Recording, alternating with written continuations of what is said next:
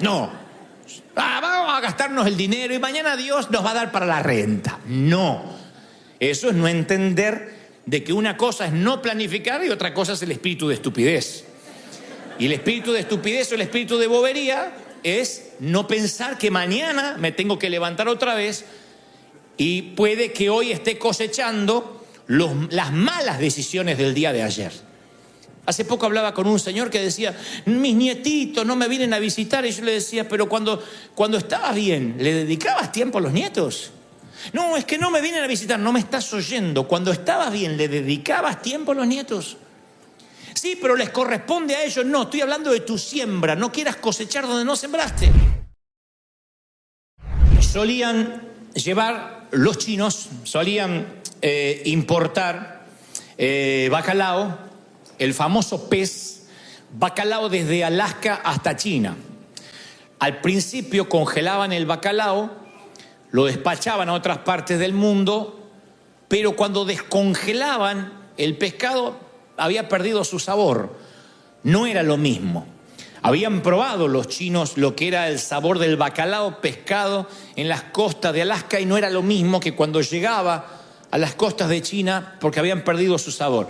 Entonces, la segunda opción fue traerlos vivos en tanques de agua marina, en barcos obviamente, pero aún así, cuando probaban el bacalao había perdido el sabor. Ustedes dicen, ¿y por qué se venían vivos? Bueno, porque a lo mejor tenían poco movimiento en el tanque, la carne del pescado perdía su textura, se volvía blanda, fofa, la textura no era la misma, y entonces finalmente un chino muy sabio resolvió el conflicto. Un día se levantó y dijo, tengo una idea para resolver el conflicto del bacalao. Así habla mi médico, entonces se me pegó. Tengo una idea para resolver el conflicto del bacalao. La idea parecía una locura, pero se le ocurrió al chino y al cabo habían probado tantas cosas que costaba probar una tercera opción y era poner al enemigo natural, al enemigo orgánico del bacalao en la misma fuente, en el mismo sitio, en el mismo tanque de agua marina donde traían el pescado. Poner bagres. El bagre es el enemigo natural del bacalao. Entonces pusieron bagres juntamente con el bacalao. El bagre no tenía ningún valor comercial, pero lo pusieron allí y descubrieron que el bacalao, al ver al enemigo en el mismo tanque, se mantenía con vigor, con energía. Y en vez de quedarse así flotando, simplemente estaba continuamente tratando de salvar su vida. Cuando llegaban a las costas de China, hasta sabía mejor, tenía mejor sabor que cuando eran pescados en Alaska. Cuando llegaba al mercado estaba tan fresco como si acababan de pescarlo. ¿Por qué? Porque al no tener un enemigo cerca, el pez no hacía nada, se quedaba nadando ahí, se ponía fofo, perdía la textura. De allí que muchos psicólogos, muchos sociólogos que estudian el comportamiento humano dicen que en la vida una buena dosis de bagres nos viene bien. Una buena dosis de enemigos naturales que se meten en nuestro tanque de agua marina nos mantienen alerta, hace que tengamos las defensas altas, que no nos caigamos, que no bajemos los brazos, nos mantiene enérgicos, conserva nuestra textura, nos mantiene jóvenes. ¿Por qué? Porque esos bagres a veces vienen en forma de enemigos, de infortunios, de avatares de la vida. Pero bien, en nuestro tanque nos hacen estar revitalizados, nos hacen estar vivos. De allí que se me ocurre ponerle a este mensaje un título para que no se lo olviden. Pasan los años, me voy a morir y ustedes se acuerden todavía del mensaje. Se llama No te preocupes, bacalao. No lo estoy tratando de pescado, sino de bacalao, que es más fino. Pero no te preocupes, bacalao, viene justamente de esa experiencia real. Los problemas son parte, del paquete de la vida. Es imposible concebir la vida sin situaciones complejas, sin problemas, sin tener que enfrentar tormentas. El Señor lo prometió, en el mundo tendréis aflicción. La vida tiene su cuota de tormenta, cada uno le toca su copa de aflicción en algún momento de la vida, y eso, como el Señor nos habla periódicamente, nos mantiene ágiles, nos mantiene vivos, nos mantiene despiertos. A mí lo que me llena de intriga es qué pasa con la preocupación, que no es la ocupación del problema, la preocupación, ocuparse, como bien dice la palabra, antes de tiempo. La preocupación es lo que drena. Lo hemos hablado muchas veces. La preocupación es lo que nos hace temer a lo imprevisible, a lo que todavía no podemos manejar, y nos pone ante la vida con una mente dividida. Una mente dividida es que no puedo estar completamente acá porque estoy allá, pero tampoco puedo estar completamente allá porque también tengo que vivir acá.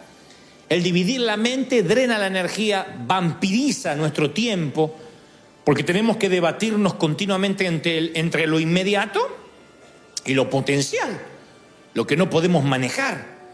Y yo digo siempre que tratar de pelear la batalla de la vida en dos frentes es perder la guerra de antemano. Pelear con los problemas de hoy y con los potenciales problemas de mañana terminan vampirizándome, quitándome la energía que tenía para hoy. Porque el preocupado está tan pendiente del futuro y no está consciente de que tiene dos problemas con el futuro. Primero, el futuro no está aquí. Y segundo, no le pertenece. El futuro no es nuestra jurisdicción. No hay nada que podamos hacer con nuestro futuro para arreglar un problema. La preocupación no ayuda en nada, es pérdida de tiempo. Ahora, antes de construir la enseñanza, yo quiero dejar esta base sólida. El no afanarse por el día de mañana, como dice Mateo 6:34, como el Señor lo dijo en Mateo 6:34, no os afanéis por el día de mañana, no es una prohibición a soñar con una carrera. No es no planifiques, déjate llevar por la vida. No significa no planificar financieramente, porque el mal administrador, el mal planificador no le va a alcanzar para pagar lo que tiene que asumir, los gastos que tiene que afrontar. Entonces la planificación sí es bíblica. Quien lee los evangelios y conoce un poco al Señor no puede pensar que el Señor no planificaba. Planificó su ascensión a la cruz, su posterior resurrección, su ascensión hacia el cielo, sabía todo lo que iba a ocurrir. Era un planificador. Y fue Jesús el mismo que dijo: ¿qué hombre antes de construir una gran torre no se sienta primero y ve si tiene los materiales, el plano, no siendo que después tenga una torre a medio acabar y todos hagan burla de él, diciendo empezó y no pudo terminar? Ese es el Señor, que habla que consideremos los materiales, consideremos las capacidades, las limitaciones antes de emprender cualquier proyecto. Pero muchos toman la palabra de Filipenses 4:6, por nada estéis afanosos, como vive feliz, no importa, que mañana te coman los piojos. No, vamos a gastarnos el dinero y mañana Dios nos va a dar para la renta. No, eso es no entender de que una cosa es no planificar y otra cosa es el espíritu de estupidez. Y el espíritu de estupidez o el espíritu de bobería es no pensar que mañana me tengo que levantar otra vez y puede que hoy esté cosechando las malas decisiones del día de ayer. Hace poco hablaba con un señor que decía: mis nietitos no me vienen a visitar. Y yo le decía: pero cuando estabas bien, ¿le dedicabas tiempo a los nietos? No, es que no me vienen a visitar. No me estás oyendo. Cuando estabas bien, ¿le dedicabas tiempo a los nietos? Sí, pero les corresponde a ellos. No, estoy hablando de tu siembra. No quieras cosechar donde no sembraste. No, está bien, la verdad que yo nunca le di ni 5 a los nietos. Y bueno, lo lógico es que no tengan ganas de retribuir algo que no recibieron. La vida es una continua siembra y cosecha. Entonces, ¿qué está diciendo el Señor cuando dice no os afanéis por el día de mañana? Él está hablando de que por el día de mañana tiene que haber interés, no preocupación. La preocupación divide la mente. La preocupación no es algo que resuelva nada. Les voy a contar algunos fragmentos nada más de lo que el Señor predicó respecto a no preocuparse por el día de mañana. Él dice lo siguiente en Mateo 6:25, lo registra. Por tanto, yo les digo, no se preocupen, no se afanen por vuestra vida, ni por lo que van a comer, ni por lo que van a beber, ni por el cuerpo, ni por lo que se van a vestir. ¿No es la vida de ustedes, no vale más la vida que Dios les da que el alimento y que el cuerpo y que el vestido? En esencia, este es un argumento que va de mayor a menor. El Señor dice, vamos a poner algo en claro. ¿De quién es? ¿Quién te dio el cuerpo en donde vive tu alma? ¿Quién te lo dio? Dios, piensan todo. Bueno, ¿quién estableció que ese cuerpo necesita para subsistir comida, vestido y abrigo? Dios. Entonces, sé cómo Dios va a ser un Dios desinformado que te va a dar un cuerpo y te va a dejar morir de frío. ¿Cómo te va a dar un cuerpo y no te va a alimentar? Es como una mamá que está pariendo un hijo y dice, ¿qué? ¿Había que traerlo a casa? Yo pensé que había que dejarlo en el hospital. El Señor sabe de qué cosa tenés necesidad. Fuiste creado poco menor que los ángeles. Él sabe las necesidades, lo que tienes que pagar. Eso el Señor empieza a explicarlo en su sermón apenas esgrime los primeros puntos. Él dice, miren, la preocupación no tiene consistencia, no tiene solidez. Si Él te dio el cuerpo, va a estar el sustento. Y algunos lo miraban a Jesús diciendo, sí, tiene sentido, pero todavía tenían los ojos de bacalao como algunos de ustedes. Esta es la cara de bacalao. Entonces el Señor avanza y dice, bueno, pero también la preocupación es irracional. ¿Qué es irracional? No resiste análisis de razón, de sentido común. Miren las aves del cielo, dice el Señor. Mírenlas. Estaban al aire libre, todo el mundo levanta la vista. Miren, no siembran, no cosechan, no juntan en granero, no tienen plan de retiro, no tienen plan dental, no tienen plan médico, ni siquiera copay, nada. Y vuestro Padre se alimenta. No valen mucho más ustedes que ellas, que las aves. Ahora va al revés. Ahora va de menor a mayor. Ahora nos compara con pajaritos. Jesús arranca con esta segunda pregunta con una psicología inversa, desde el ángulo opuesto. Al principio dijo, a ver, están preocupados por lo que se van a vestir. ¿No les dio Él el cuerpo para vestir? Ahora lo da vuelta. Dice, ¿no valen ustedes más que los pajaritos? Y sigue diciendo el Señor, miren entre los árboles y vean los pequeños gorriones. Estoy leyendo una versión internacional de las Escrituras en Mateo 10:29. Miren los árboles, miren los gorriones. Una monedita de cobre basta para comprarlos. Pocas cosas se venden tan barato. Su padre, tu padre, ¿va a valorarte menos que una monedita de cobre? Su mano está detrás de cada pájaro que cae a la tierra. Si el mundo entero está en sus manos, ¿eso no te incluye? Aquí el Señor dice, se trate de un pájaro, un mendigo o un noble, el Señor lo tiene en cuenta, lo contabiliza. Y acá llegan a la conclusión los teólogos de que Jesús realmente está diciendo que el Padre tiene contados los gorriones que pululan en la atmósfera. ¿Cómo sabemos esto? Porque después dice, por si quedan dudas, aún tus cabellos están contados. Hay una base de datos de cuántos cabellos tienes, cuántos estás perdiendo. Entonces, no, Dios no puede estar en eso. Sí, Dios es tan grande que están los pequeños detalles. No hay nada que se le escape a Dios. Es un gran estratega, es un gran creador y todo lo conoce. ¿Por qué el Señor menciona los gorriones y los cabellos? Para que no te preocupes, para decirte, ¿ves? La preocupación es irracional. Dios está en los grandes problemas de la ONU, pero también en la uña encarnada de sus pequeños. Es irracional que te preocupe. Luego dice el Señor, voy a demostrarle que no es efectiva, que la preocupación no ayuda en nada. Porque dice en Mateo 6:27, dentro de la magnífica oratoria del Señor, dice, ¿y quién de ustedes, por mucho que se preocupe, puede añadir a su estatura algunos centímetros? Ahí usa un codo. La medida del codo era la medida del antebrazo, la que Noé conoció, 35 centímetros aproximadamente. Él dice, ¿quién por mucho que se afane añadirá un codo a su estatura? Por mucho que te afanes, no puedes achicarte, no puedes engordar, no puedes adelgazar por preocuparte si no haces algo. La preocupación no cambia, no es efectiva, no le cambia la vida a nadie. Así que la gente que está allí en el monte escuchando al Señor empieza a darse cuenta, al pensar en gorriones, en centímetros, codos, en monedas de cobre, en cabellos, que el Señor está tratando de decirles que lo valioso no pasa por lo que se puede comprar. Que si un gorrión que vale una monedita de cobre, Dios la tiene en cuenta, no hay dinero del mundo que pueda hacer que valgas más para Dios o que valgas menos. Imagínate que pusieran en tu epitafio los años que perdiste preocupándote. Alguna vez escuché una historia por ahí de un forastero que fue al cementerio de un pueblo y se aterrorizó al ver que todos los que yacían bajo tierra eran niños. Porque decía, nacido en 1975, muerto en 1978. Nacido en 1980, muerto en 1983.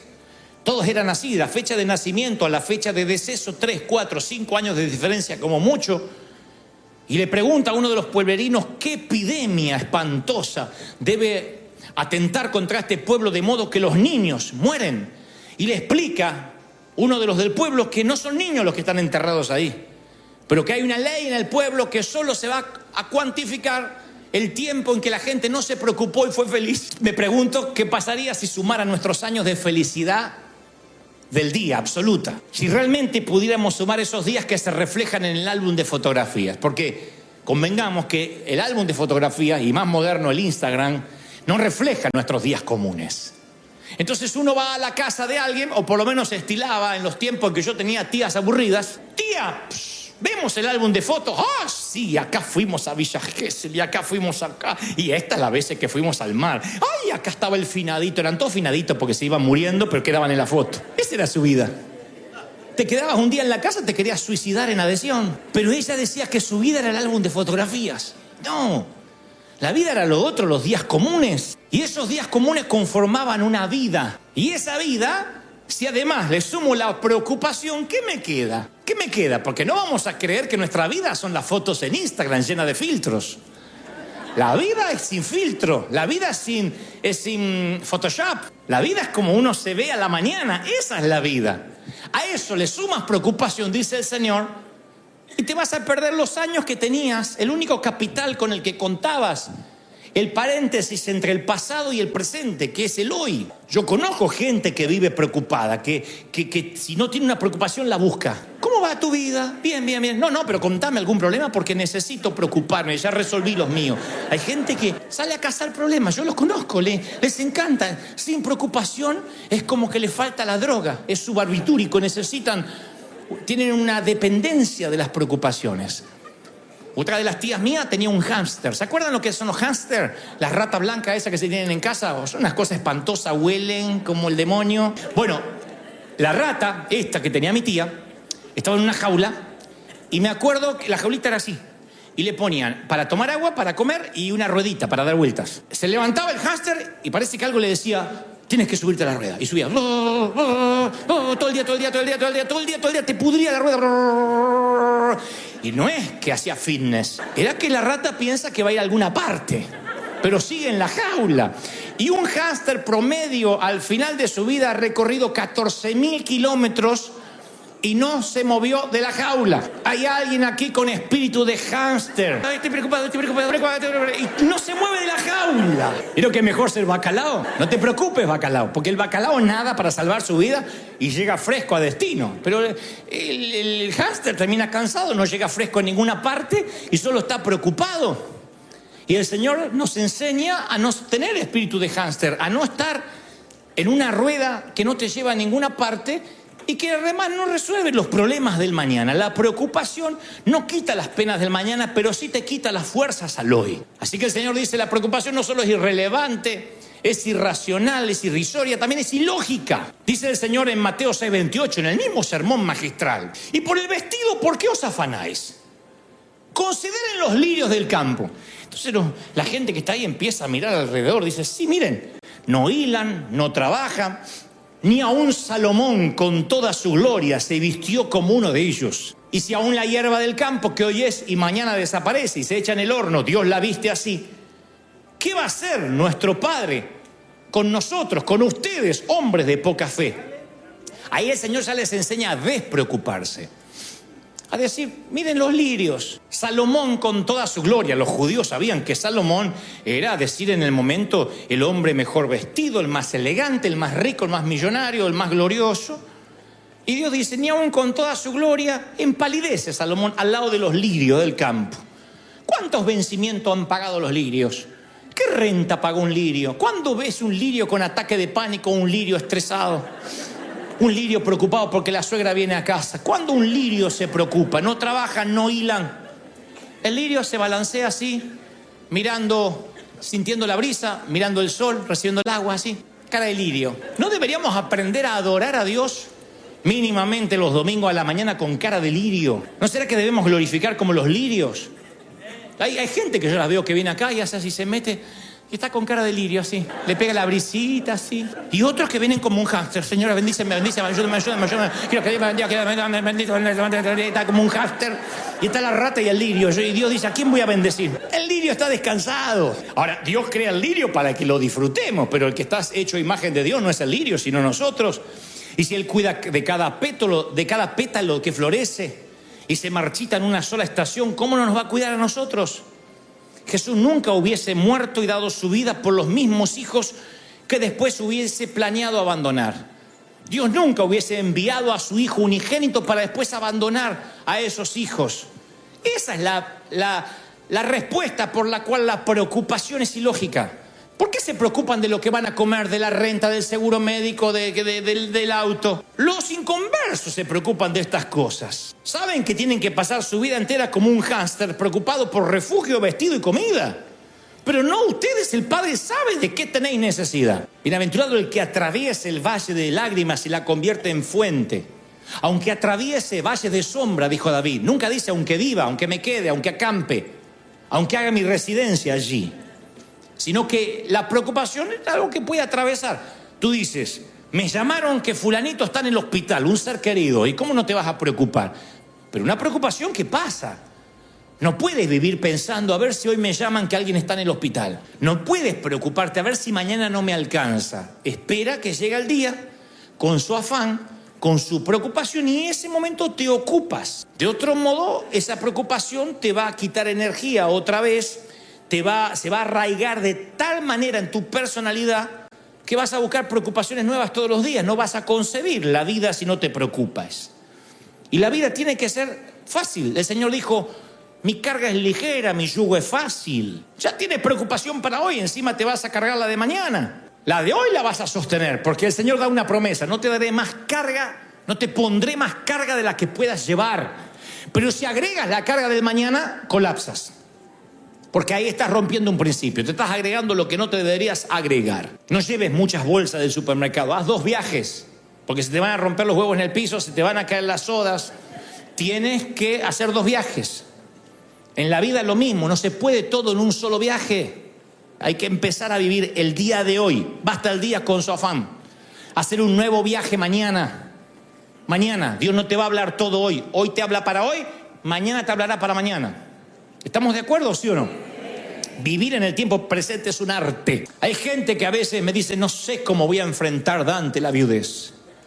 No sé qué voy a hacer ahora que me divorcié. Que mis hijos se fueron y que el nido quedó vacío. Y yo siempre, en mi tarea de pastor, es acompañarlo a atravesar ese valle de lágrimas. Siempre le digo, bueno, mañana tendrás las fuerzas y el favor que hoy crees que no tienes. Hay momentos que te tienes que ir a acostar y decir, bueno, mañana es otro día y Dios me va a dar fuerza y valor. Arrastrar los quebrantos del ayer o los éxitos del ayer te roban lo que tienes hoy para vivir.